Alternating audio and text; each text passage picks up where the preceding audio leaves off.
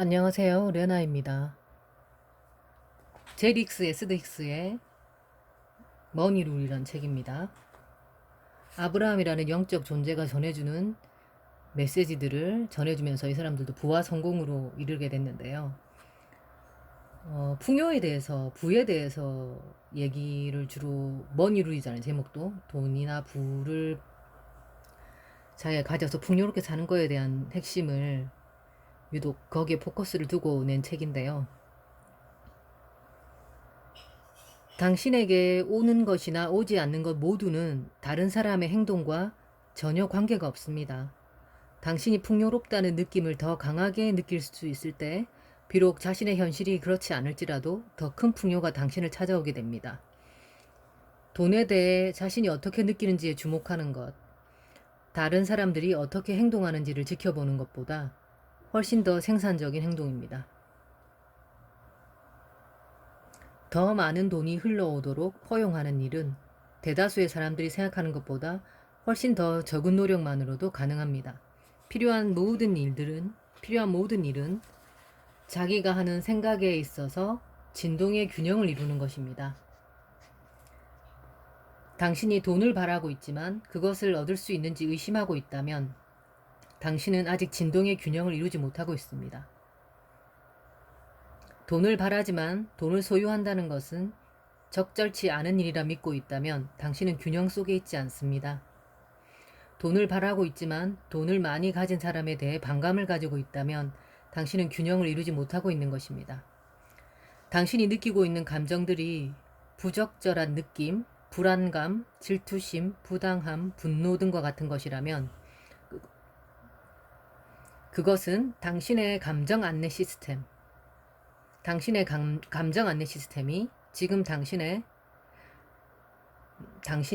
자신의 소망의 진동과 일치를 이뤄내지 못했다는 사실을 알려주고 있다는 겁니다. 그러니까 부정적인 감정들을 느낄 때 있죠. 뭐 불안이나 질투나 부당함, 분노 같은 그런 부정적인 감정을 느낄 때 내 안에 있는 감정 안내 시스템이 나한테 알려주는 거라는 거죠. 지금 당신의 소망과 진동일치를 이뤄내지 못하고 있다고. 대다수의 사람들은 돈이라는 주제에 조화를 이루고자 하는 노력을 하지 않습니다. 대신에 그들은 자신이 목격한 부당한 일을 지적하면서 옳고 그름을 따지고 규정하는 데 더 많은 시간을 소비합니다. 심지어는 그러는 가운데 전 생애를 보내기도 합니다. 그리고 사회에서 각 개인이 소유하는 돈과 돈의 흐름을 통제하기 위해 법까지 제정합니다.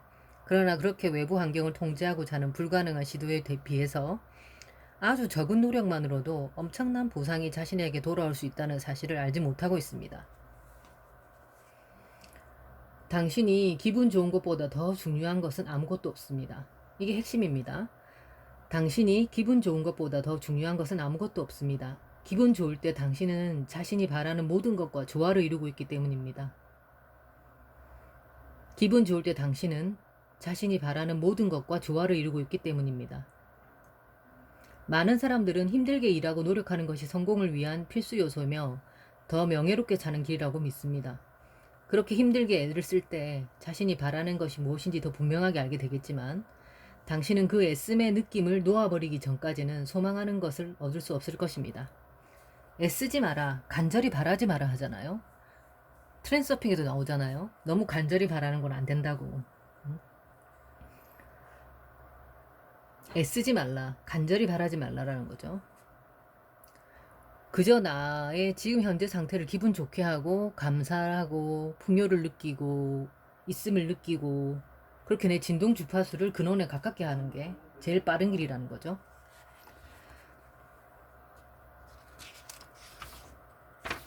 흔히 사람들은 자신의 가치를 스스로 입증해야 한다고 느낍니다.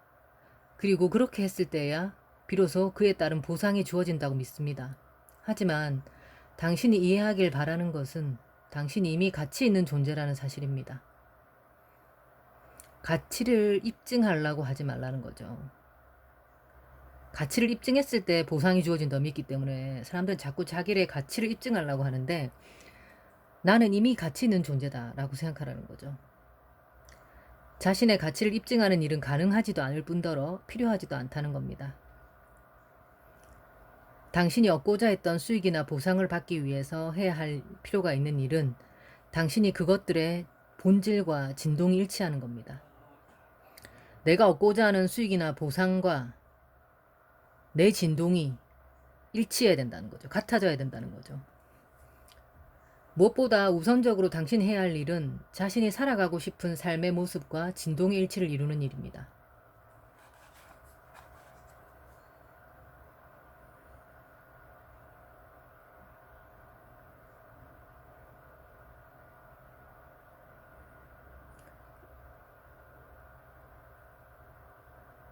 그러니까 제리스 엑스테이스가 아브라함에 전해주는 메시지들을 우리한테 알려주고 있으니까 이런 정보들을 숙고해보고 연습 과정들을 제시해 주거든요. 그 연습 과정들을 실제로 적용하기 시작하면서 당신의 개선된 진동에 대한 우주의 반응으로서 그런 법칙들이 존재한다는 증거들이 당신 앞에 나타나게 될 거다.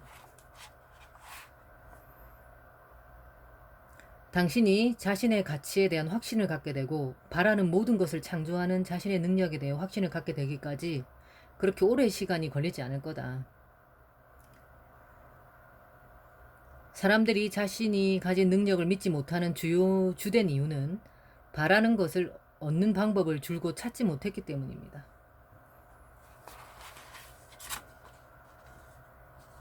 그들은 외부의 누군가가 자신을 승인해주지 않고 외부의 누군가가 자신을 승인해주지 않고 있고 바라는 것을 받을 수 없도록 방해하고 있다는 잘못된 가정을 하기에 이르게 된다는 거죠.